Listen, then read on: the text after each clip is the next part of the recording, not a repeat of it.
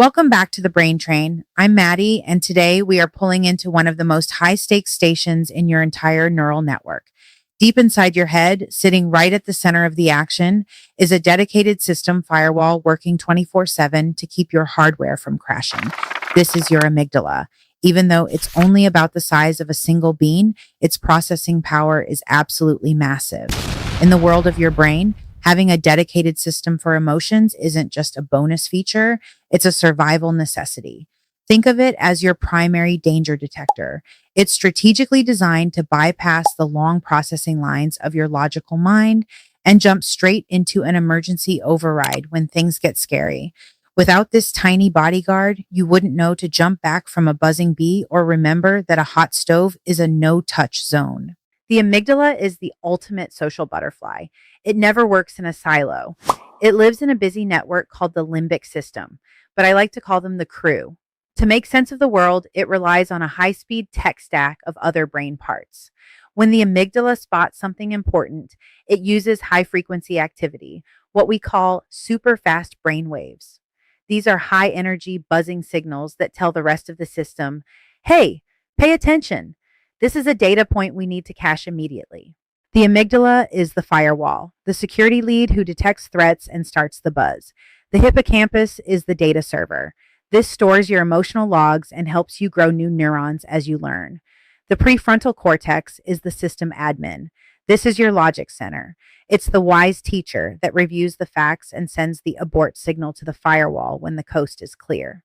The thalamus is the input port. This is the first stop for your eyes and ears. It passes the raw stream to the rest of the crew. The best news about your brain is neuroplasticity. This is a fancy way of saying that your hardware, it's modular.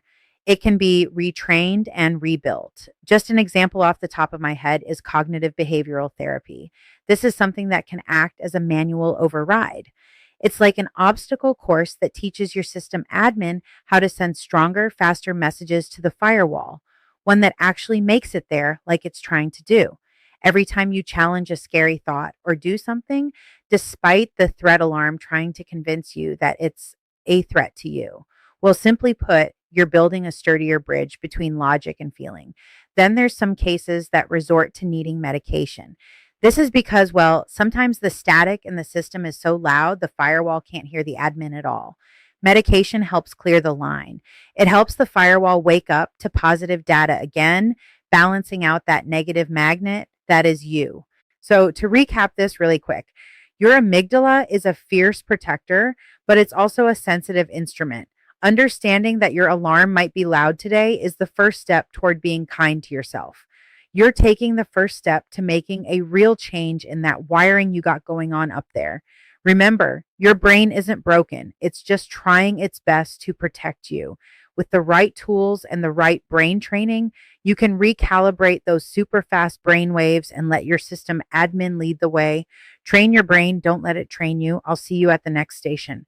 I want you to imagine you're walking and you hear a loud noise. You freeze up and your input port flashes that data straight to the firewall. In an instant, your heart is now hammering. The amygdala gets alerted and begins to scream danger and flips the switch on the adrenaline that readies your muscles to move. Suddenly, your system admin Shees takes a closer look. She comes to this conclusion of, wait, it says, that's not a threat. It's just a windblown trash bag. The admin now begins to send a stop signal. The adrenaline shuts off, and now you take a deep breath. Crisis over. System is restored back to normal state. And then sometimes the danger detector, aka your amygdala, becomes a little too sensitive.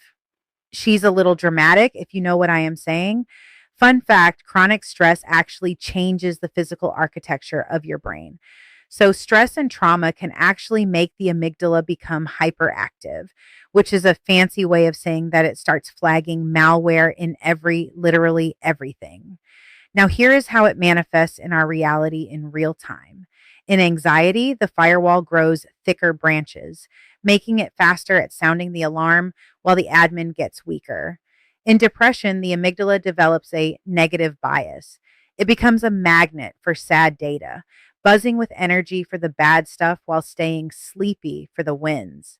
In OCD, the system admin is trying to send a stop message, but the connection is lagging. The message never arrives, so the alarm just keeps ringing.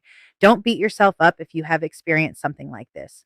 When the firewall is locked, you can't just stop being worried. Your brain is physically stuck in high alert mode because your bodyguard is trying too hard to keep you safe. It's honestly not something to be mean to yourself about. Take that same energy and put it towards teaching the brain that the perceived threat is not, in fact, a threat at all.